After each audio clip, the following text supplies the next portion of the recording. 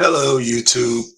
Welcome to my channel, Marriage, Politics, and Sports. Today's topic is sports and the civil court system and the destructive absurdity of the Believe All Woman movement. This case is, is talking about Michael Irvin. Michael Irvin strikes up a 90-second conversation with a hotel hospitality employee in front of a bunch of witnesses. Later that night, he gets expelled from the hotel and no one tells him why. Nobody. He just gets kicked out. The NFL and the ESPN banishes him from all of his duties during the Super Bowl. So this was back before the Super Bowl, right? This was that long ago. And here we are, on the 11th of March. So the Marriott refuses to release the tapes and the alleged exact words of the allegation. They wouldn't give him the tapes, the lady's name, what he was supposedly had done, nothing. Okay, it isn't until almost being held in contempt of court that they actually acquiesced.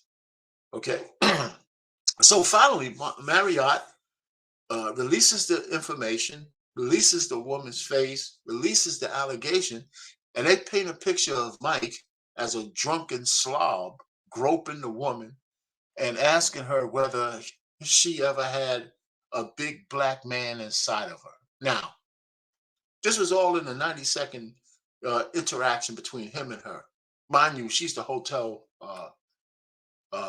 hospitality lady. Now, is this possible? Of course, he could have said something stupid like that, but is it probable with the bevy of witnesses around him, with the Super Bowl, the actual next 2 days, that he would actually just meet some random woman and try to tell her, you know what? I got me a Big Johnson. How about you taking a little bit of it? I don't believe that he would do that, but he could have. So here we go. So it's a classic he said, she said. So let's keep in mind, she's a greeter, okay? All type of hotel guests would talk to her, shake her hand. Some people probably said inappropriate things, but they probably weren't Michael Irvin. So it is part of the job that she has to interact with people. Could it be she simply wants 15 minutes of fame or a money grab because she had a big fish on a hook? Now that's possible. Is it probable these days with women lying on men? There's a rapper who just sued a woman because she said he sexually assaulted her kid. There's of course the Johnny Depp case. There's more and more women lying on men because just believe all women mantra and destroying lives. They're absolutely destroying lives. So listen, I got a videotape that I want to show you, and I'm gonna chop it up. I don't know how good it's gonna be. My editing quality is gonna suck, but I'm just having some fun with this YouTube thing. So here we go. I'm gonna start the tape out.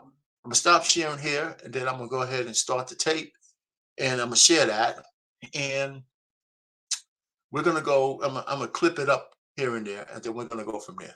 All right. So here goes. All right.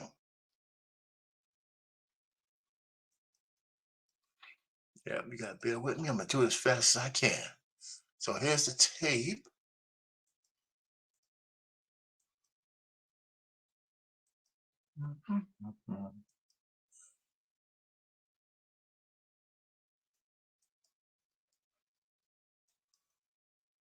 All right. So here goes. Michael has obviously not come out publicly about this till now. I think this is a story that deserves telling, and I want to present it kind of in three parts to y'all. First, going to be the background of what happened. Second is going to be about the video that you've all heard so much about. And then the third part is going to be our attempts to deal with Marriott about this incident and how do we correct it. Michael traveled to Phoenix on February 5th to cover the Super Bowl and related activities. He was staying at the Renaissance Phoenix downtown hotel, supposed to stay there from February 5th to February 13th. On February 5th, after performing his media duties, he returned to the hotel and was having water in the lobby bar. He obviously drew a lot of attention, and he began to tell the people assembled in the lobby stories, NFL stories, old stories. Several people offered to buy him a drink. He declined, saying he had work the next day. Two of the gentlemen who offered to buy him a drink are the witnesses that we have here for you today on Zoom. Phil Watkins and Bryn Davis. Phil's Australian. He's 10 or 11 hours ahead or behind, so it's a big effort for him to be here. And Bryn Davis is a Philly fan who's from Philadelphia, but he's in Europe right now. But they both agreed to come and talk to you guys about what happened. I think it's really important to understand where these witnesses come from. This is not someone that we found through an investigator. All right, so let me stop you there. So that's just the introduction. And so what I'm gonna do is kind of skip around on this video and try to get us to the point at which some more pertinent information is going to come up. So just bear with me as I do that. These witnesses, So let me kind of fast forward this to and by Tony, take a picture with him. Yeah. He said, "I'm not going to take a picture in a bar. It's a bad look, but I'll go out by the front door of the lobby and take pictures." So this is the lawyer setting the scene with the accuser. Starts that I have seen, and so that I can lay the scene out for you. The video it appears to be from behind the front desk of the hotel. It's certainly a desk. It might be the concierge desk. Facing out this way, where on this side is the entrance to the hotel, main entrance and lobby. And on this side is the lobby bar. There's nothing separating them wall-wise to the lobby bar. It's just the hardwood floor versus the carpet on this side. And then there's a big pole kind of right in the middle. When you first see the video, Michael is outside taking pictures, as these guys will describe to you. And the accuser here is behind the front desk of the hotel. The accuser then, as she sees Michael coming back, walks out from behind the front desk, and it appears to me to be approaching Michael and his group. Michael's group's coming in this way. Michael doesn't clearly, and no one in the group notices her yet. Unfortunately, the exact moment that they meet is behind the pole. So you can't exactly tell who talked to who, but I believe the witnesses will clean that up for us. They both meet, and then they walk to where they're in the middle of the lobby. And remember, this is a public lobby with tons of people going back and forth. When they first greet each other, they shake hands, and Michael starts to talk to her. Michael, in this interaction, touches her a sum total of 4 times. So this is where you can't touch anybody. Men, don't ever touch a woman. Never. Don't even let them touch you. Make sure you never touch a woman. Ever, ever, ever, ever, ever. For a very brief moment. Because, your life might depend on it. And he kind of brushes her with his hand against her other elbow. That is it. She clearly never acts upset. She doesn't back away from Michael. She doesn't act like there's any kind of problems going on there at all. The conversation lasted about 1.5 minutes. As I said, so we're going to skip ahead a little bit. Walk away. He at that point in time doesn't know who's making allegations, what happened, why. So this is when he gets kicked out. We did not know anything about who this person was or exactly what the allegations were until literally yesterday. And we had tried repeatedly to find out. When it happened, Steve Mandel asked to meet with the folks at the Renaissance Hotel out in Phoenix.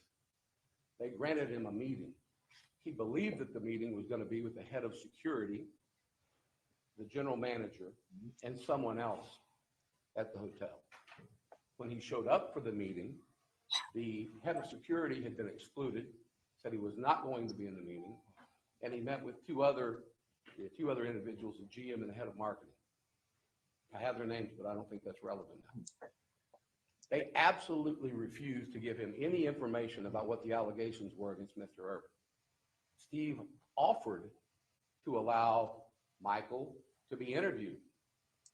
Okay, so we're going to skip ahead to when he finally gets the daggone tape. Marriott removed the case to federal court. In federal court, I think they believed everything would slow down. But we filed an almost identical motion for expedited discovery in federal court that the federal judge granted as well. And as many of you have reported and seen, the deadline to give us the information was yesterday.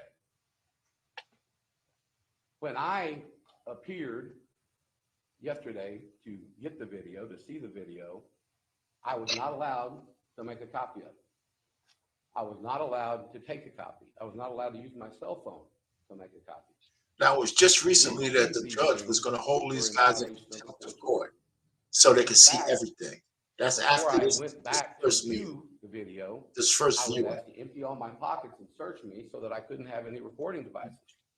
I absolutely declined and said, I'm not going to do that, but I'm not going to record anything without your permission either.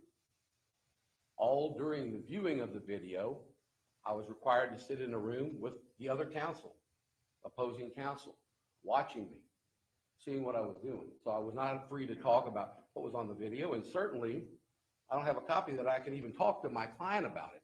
Now, what is so damning about a video that was taken in a public lobby that they're now using to try to destroy this man's livelihood and reputation, that they won't just release it? We shouldn't even have to be in court with this. Marriott, I believe, should come forward. And in fact, I made a statement to the Marriott Council that I think is pretty telling.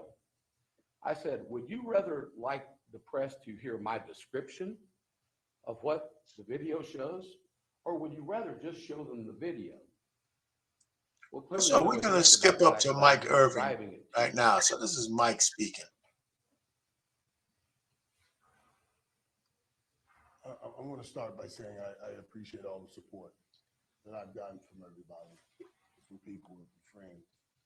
And I'm not talking about just in this moment. I'm talking about over the years, people that have followed me, my whole career, the peaks, and sailing through the valleys. But this sickens me. It sickens me. Because in this great country, this takes me back to a time where a white man would accuse a white woman would accuse a black man of something. And they would take a bunch of guys that were above the law, run in the barn, put a rope around his foot and drag him through the mud and hang him by the tree. Not a thought. I agree with Mike here.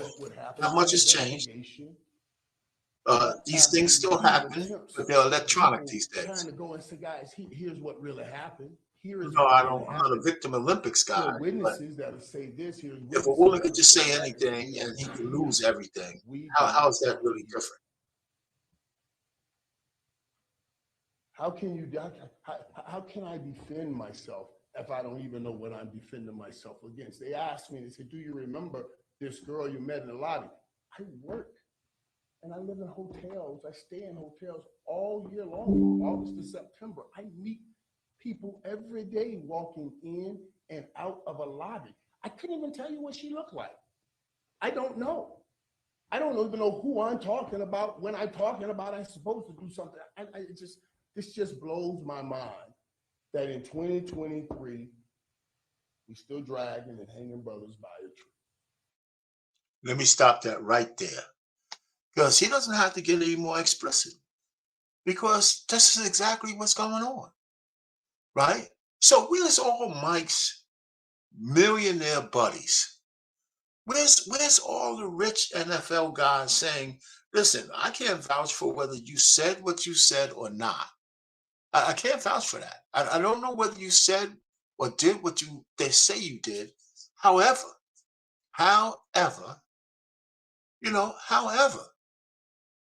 we can boycott the Marriott to make sure they release all the pertinent information so you could clear your name. Because what happened to him can happen to any guy, black or white. Because this is going on for a white man too. It's not just black people, but it's a special kind of delicious when they could drag a black man through the mud and hang him electronically. And I don't play the race card easy, but this is one of the things where, if a white woman comes out against a black man, he's almost dead on arrival. This shit's got to stop. It just got to stop. So this is a short clip. I just didn't want to I just wanted to say my piece, because like I said, I don't like to play the race card. I don't. I just think that we should be a little bit, let the judicial system work. Let it work. That's all I'm saying. Let it work. Because if we don't let these things work, I don't know how we get past this. Because we can't but just start believing people just because they're saying stuff. You know? Yeah, I don't want to blame the, little dainty woman, but there's too many dastardly women out there who are destroying the lives of men. And I don't see how we could allow that to continue to go on. Right? No. So if there's this hurts real victims, by the way.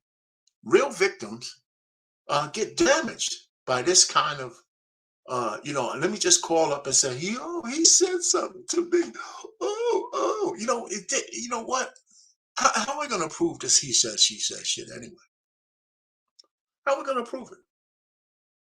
Because that's exactly where we are now. And the video is going to, you could look at a video and two people could interpret it kind of differently, right? So is there going to be a settlement here? How does he get his job back? But let me also say, please like, share, and subscribe. If for nothing else, hey, you got to like my thumbnails. My thumbnails are pretty good. I think I like them. I really think my thumbnails are all right.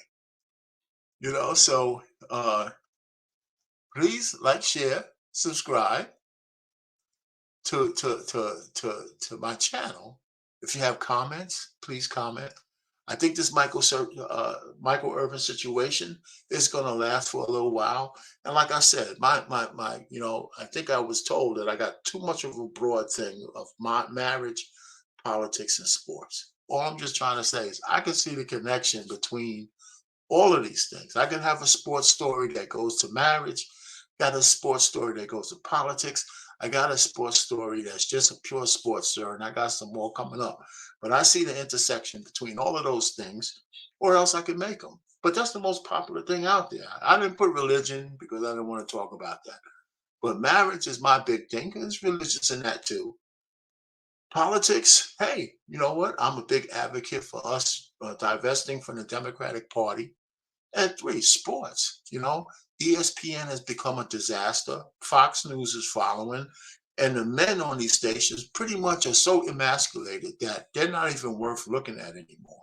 That includes Stephen A. Smith, by the way. So, anyhow, listen, have fun with this one. I feel sorry for Mike Irvin. I don't know whether he said what he said, but he could have. He could have. But it doesn't just seem probable with all the stuff that he has to lose. Anyway, till the next time, I appreciate your, like, share, subscribe, and get notified for my channel. Thank you. Please comment.